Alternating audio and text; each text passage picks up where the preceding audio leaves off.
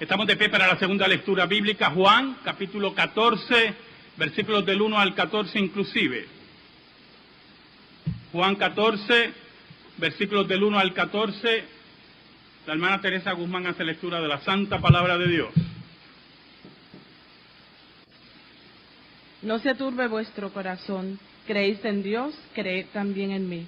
En la casa de mi Padre muchas moradas hay. Si así no fuera, yo os lo hubiera dicho. Voy, pues, a preparar lugar para vosotros.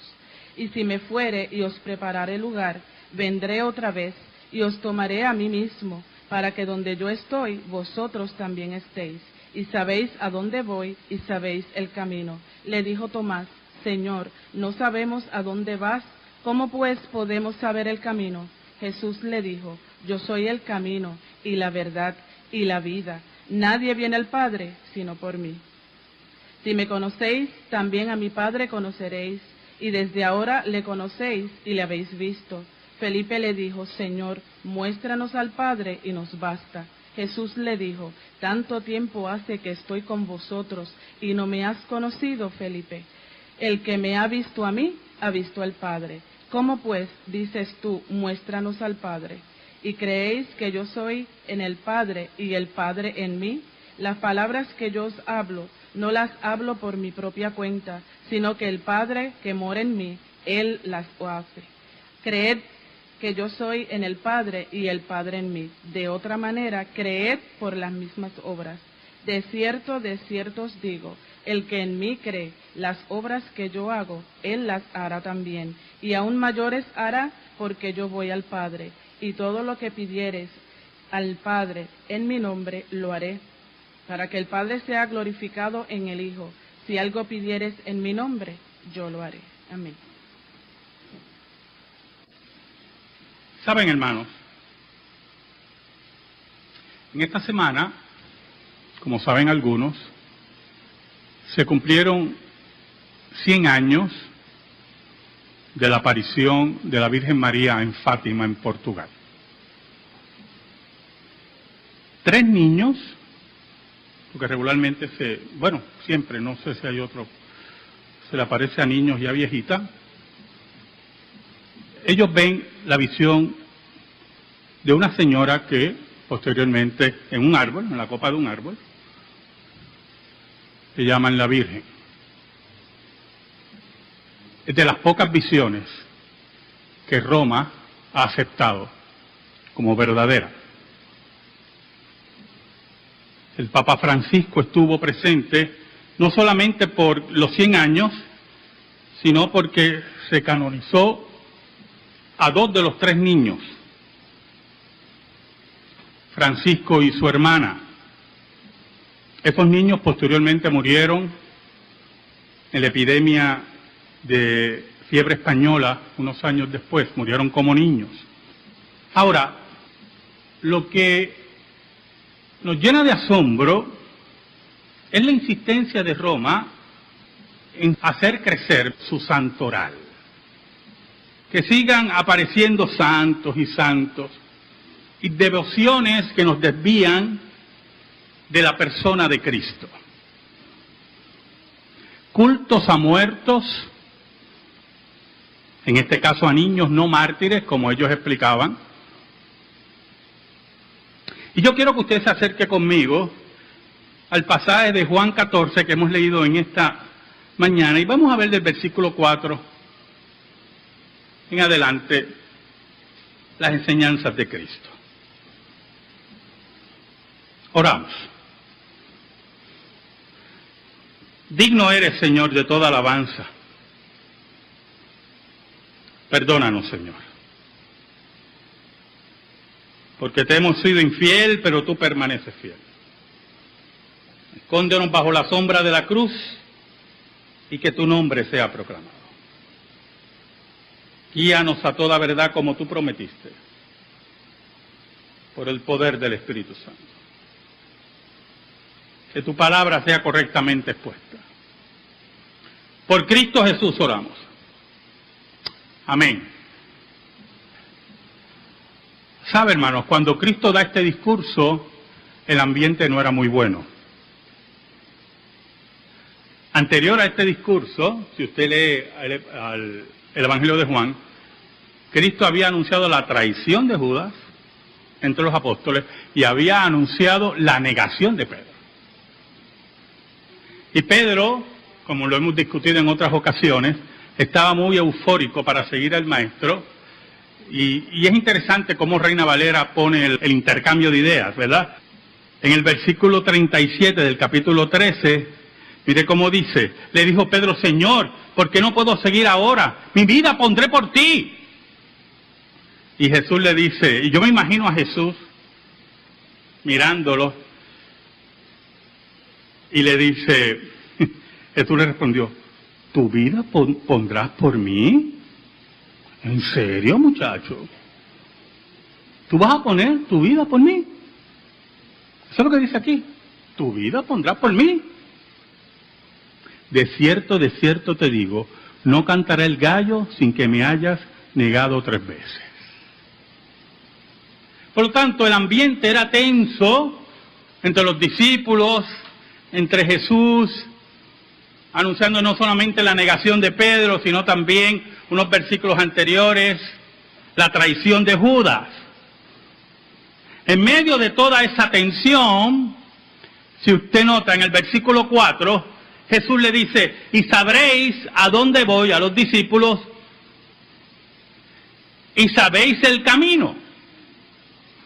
Porque para el Señor era evidente que los discípulos entendieran que el mensaje confrontador de Jesús, el mensaje de la llegada del reino de parte de Jesús, era un mensaje que lo llevaba a la muerte.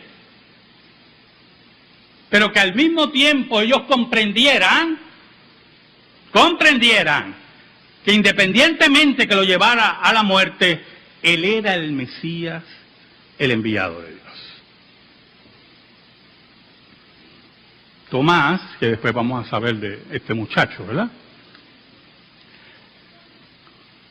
Tomás quería saber un poco más.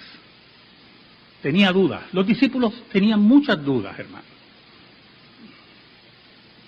El versículo 5 dice, le dijo Tomás, Señor, no sabemos a dónde vas, ¿cómo pues podemos saber el camino?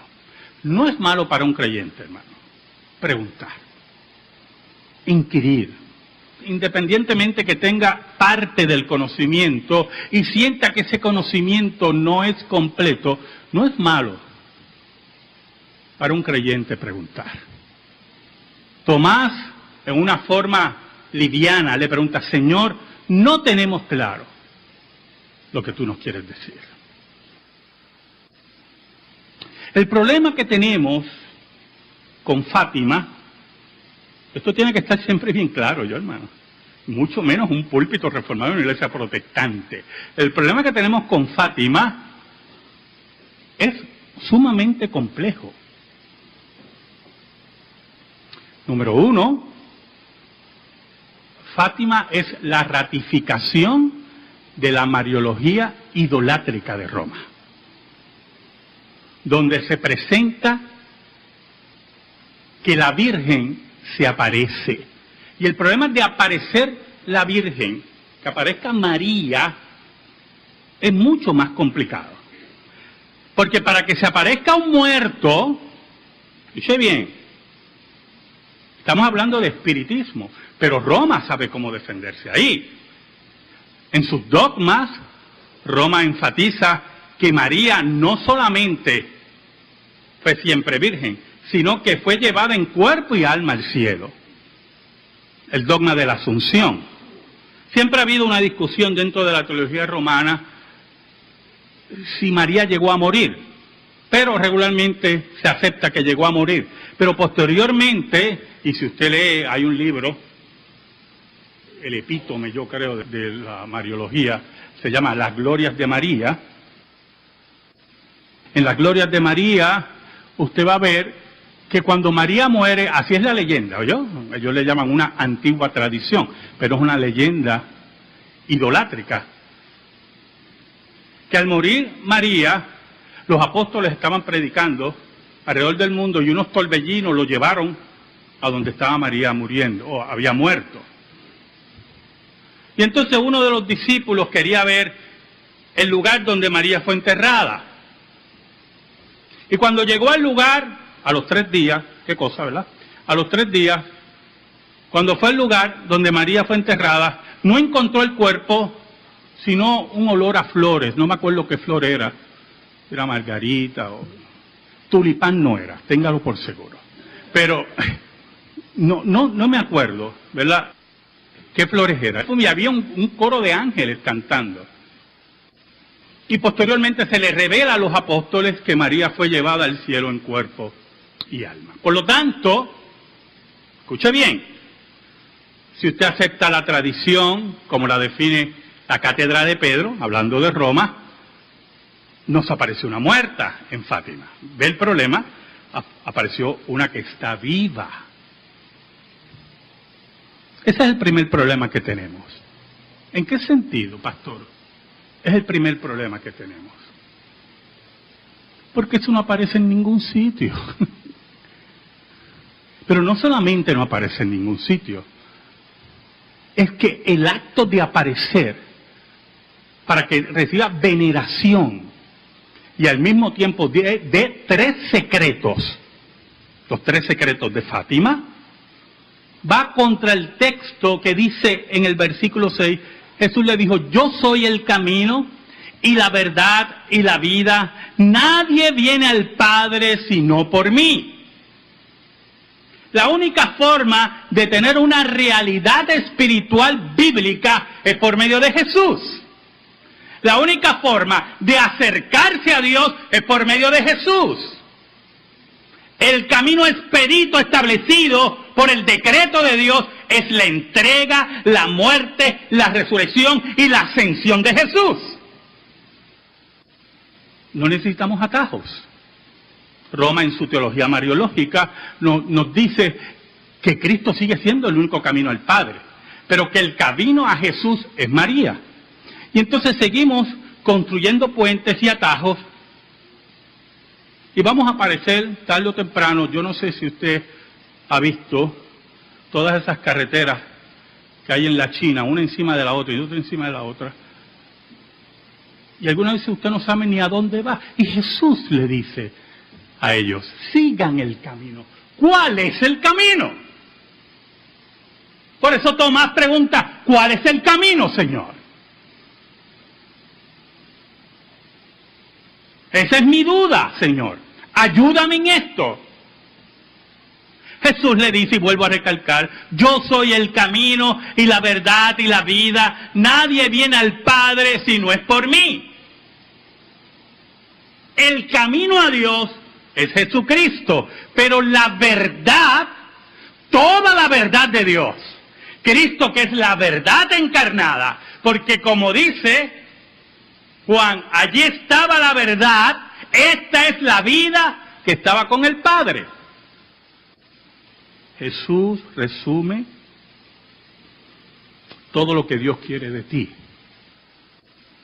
Lucía fue una de los 3 niños, porque había un varón que vio a la Virgen. Lucía murió hace poco, hace 5 o 6 años, en un claustro de monjas, si no me equivoco, fue en Portugal. Murió a los 90 y pico de años. Y algunos de ustedes pueden hacerse la pregunta, pastor, ¿cómo una niña, escuche bien, puede mentir con eso y al mismo tiempo entrar en un claustro de monjas? Yo no sé si usted sabe que hay diferentes conceptos de la vida monástica, pero uno de ellos es el claustro. Y el claustro significa esa palabra, ¿oyó? Esa misma palabra. No sale fuera del claustro. Su vida, y ella murió a los 90 y pico de años, toda su vida fue. Entonces uno se pregunta, ¿cómo es posible que alguien que no haya visto nada se meta en un claustro? Siempre me pregunto, ¿a quién le vamos a creer? ¿O a Dios o a los hombres? Hay algo muy importante aquí. Mira el versículo 7. Si me conocieseis, también a mi Padre conoceríais. Y desde ahora le conocéis y la habéis visto. Felipe le dijo, Señor, muéstranos al Padre y nos basta. Por lo tanto, la fe de los discípulos no había alcanzado esa madurez para que entendieran el misterio de la encarnación. Para que entendieran que en Cristo está toda la plenitud de la deidad, como dice el apóstol Pablo en Colosenses. Para que no entendieran la relación entre el Padre y el Hijo.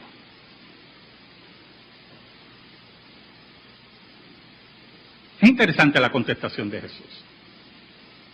Jesús le dijo, tanto tiempo hace que estoy con vosotros y no me has conocido, Felipe.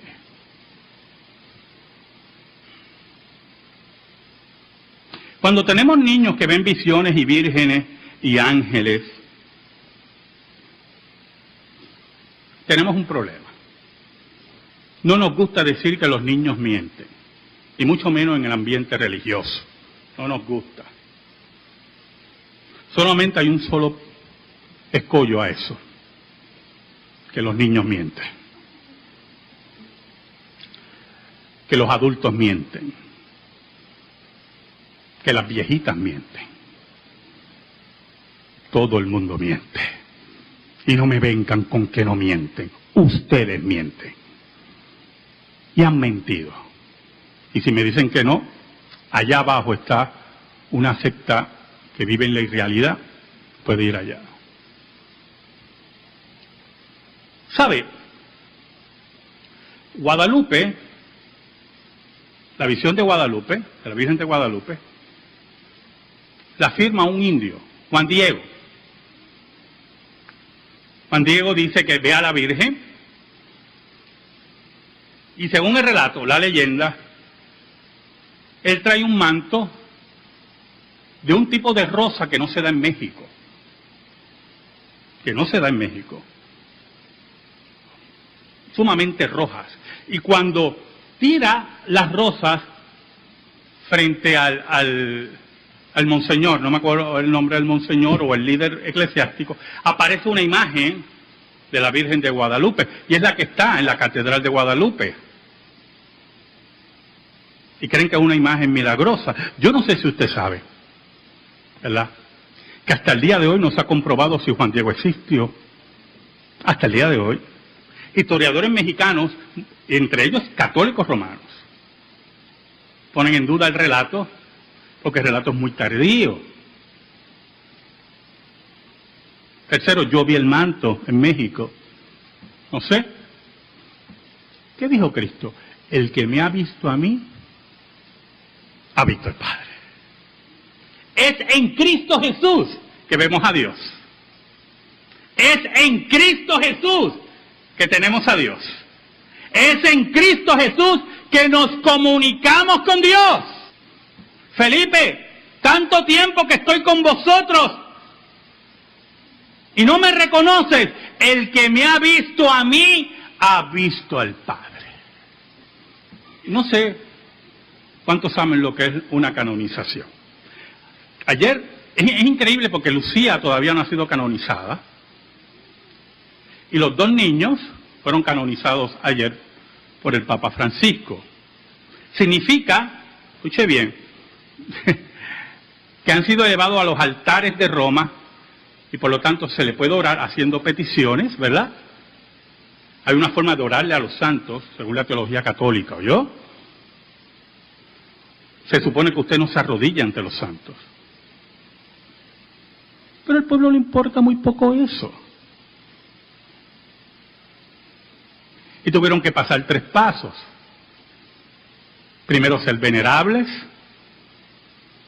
después beatificados y ahora la canonización. Y esta canonización se lleva a cabo porque se logró el tercer milagro. Ayer estaban revelando, yo le estoy diciendo todas estas cosas porque aquí nosotros como protestantes y reformados, nuestra base es la Escritura y no nos importan las historias de nadie. Porque si las historias refutan la Escritura, Dios nos pide a quien tenemos que creerle. Oiga, y ayer, pues yo vi toda la ceremonia, desde el punto de vista cultural religioso muy interesante. Van unas familias a saludar al Papa. Eran unas familias seleccionadas porque uno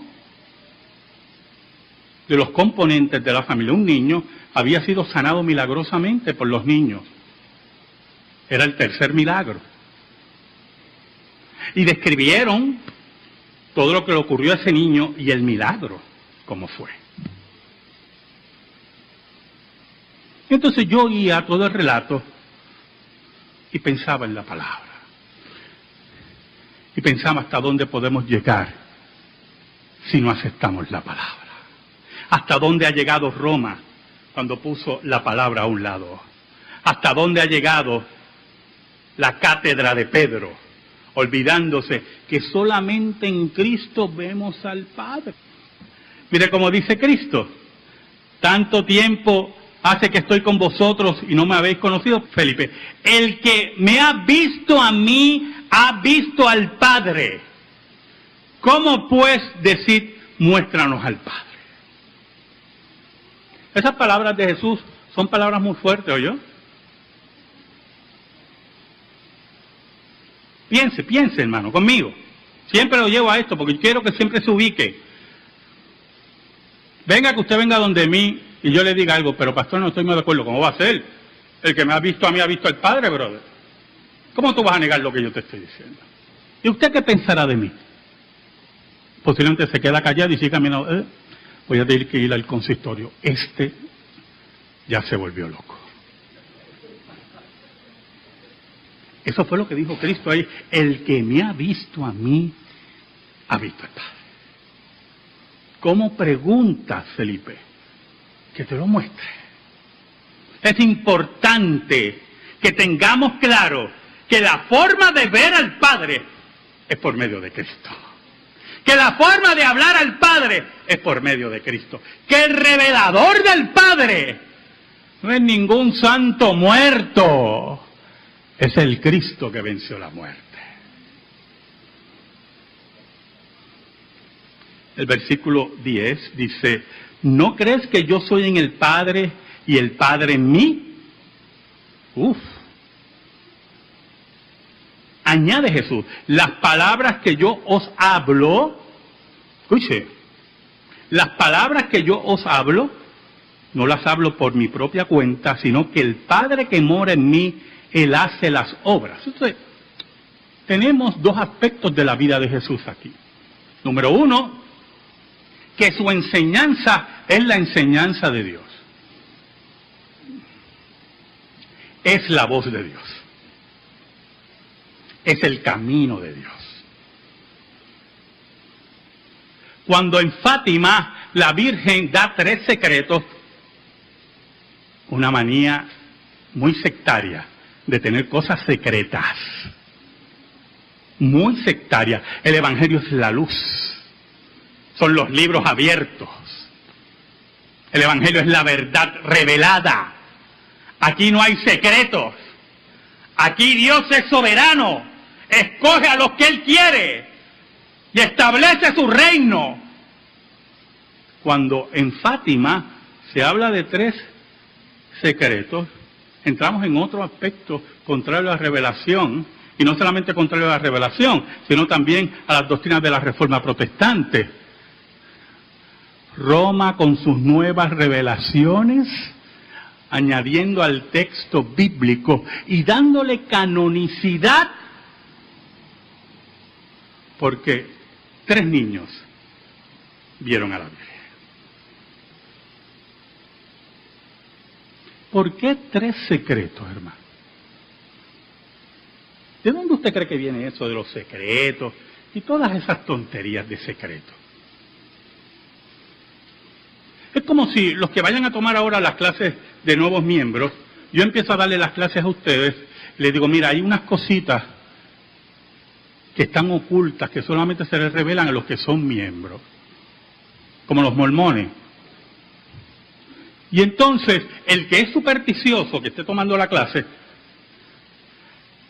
se va a poner, mire, ansioso, de hacerse miembro, por oír los 3 secretos, o los 4 secretos, los secretos que sean. Y al final, pues, uno le revela los secretos, tienes que diezmar.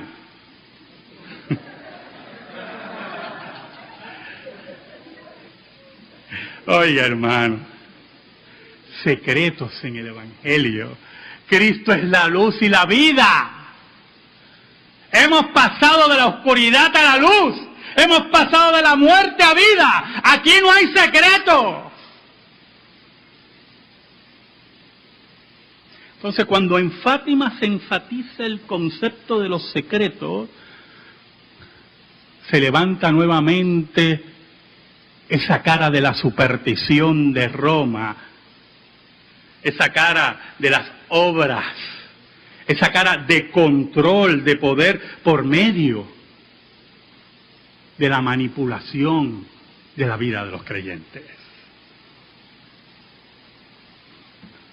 Versículo 11 dice, creedme que yo soy en el Padre y el Padre en mí. De otra manera, creedme por las mismas obras. ¿Qué le dice Cristo a los discípulos? Tengan por seguro que el Padre mora en mí, que lo que ustedes oyen es la voz del Padre, que lo que ustedes ven son las obras del Padre. Pero si tienen un poco de duda, miren las obras que yo hago. Entonces usted pensará, muy importante toda esta apología, ¿oyó? Usted pensará, pero pastores, ellos pueden decir lo mismo, mira las obras, los milagros que ocurren. ¿Usted sabe lo que decía Cristo de los milagros? Para que mi Padre sea glorificado en mí. Y ustedes sepan que yo soy el Hijo de Dios y que he venido a salvar al pueblo. Cuando hay obras y milagros, y lo ponemos entre comillas, que lo que hacen es señalar a criaturas muertas, vírgenes y santos, y veneraciones que son abominación a Dios, es lo que dice el apóstol Pablo, que son milagros engañosos, porque engañan al pueblo y no señalan a Cristo. En este domingo, hermano, el 5º domingo después de la resurrección, nosotros declaramos que Cristo es el único camino, que hay una sola revelación, que es la Escritura, y que queremos oír al Padre.